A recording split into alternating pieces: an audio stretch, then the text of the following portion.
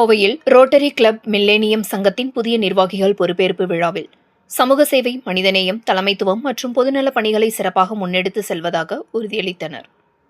Rotary மாவட்டம் 3206க்கு உட்பட்ட Kovai millennium rotary சங்கத்தின் 2026 மற்றும் 27ஆம் ஆண்டிற்கான புதிய நிர்வாகிகள் பதவியேற்பு விழா கோவை அவிநாசி சாலையில் உள்ள தனியார் உணவக அரங்கில் நடைபெற்றது.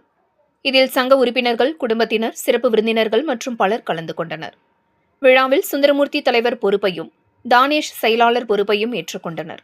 இதனைத் தொடர்ந்து பல்வேறு நிலை நிர்வாகிகளாக பொறுப்பேற்ற அனைவரும் சமூக சேவை, மனிதநேயம், தலைமைத்துவம் மற்றும் பொதுநலப் பணிகளை சிறப்பாக முன்னெடுத்து செல்ல உறுதிமொழி ஏற்றனர். சிறப்பு விருந்தினராக பங்கேற்ற PSG மருத்துவமனையின் இயக்குநர் டாக்டர் புவனேஸ்வரன் சமூக நலனுக்காக தொடர்ந்து செயல்பட்டு வரும் ரோட்டரி இயக்கத்தின் சேவைகளை பாராட்டியதுடன் மக்களின் வாழ்க்கையில் நீடித்த மாற்றத்தை ஏற்படுத்தும் பணிகளை மேலும் விரிவுபடுத்த வேண்டும் என வாழ்த்தினார். விழாவில் மாவட்ட இயக்குநர், ஓய்வு பெற்ற விமானப்படை துணை மார்ஷல் டாக்டர் விஜயகுமார் வாழ்த்துரை வழங்கினார். புதிய நிர்வாகிகளுக்கு வாழ்த்து தெரிவித்த அவர், புதுமை, நேர்மை மற்றும் அர்ப்பணிப்பு ஆகியவை சமூக சேவையை மேலும் வலுப்படுத்தும் என குறிப்பிட்டார். புதிய தலைவராக பொறுப்பேற்ற சுந்தரமூர்த்தி, உறுப்பினர்களின் பங்களிப்பை அதிகரித்தல், இளைஞர் மேம்பாடு, மருத்துவ சேவை, சுற்றுச்சூழல் பாதுகாப்பு, கல்வி மற்றும் சமூக நல திட்டங்களை முன்னெடுப்பதே இந்த ஆண்டின் முக்கிய இலக்குகள் என தெரிவித்தார்.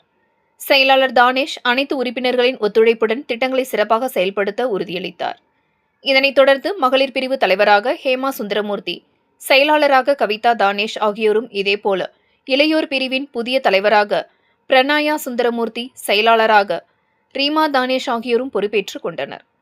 விழாவையொட்டி சமூக நலத்திட்டத்தின் ஒரு பகுதியாக சேவாலயம் முதியோர் இல்லத்திற்கு 1 மாதத்திற்கு தேவையான மளிகைப் பொருட்கள் மற்றும் அத்தியாவசிய உணவுப் பொருட்கள் வழங்கப்பட்டது.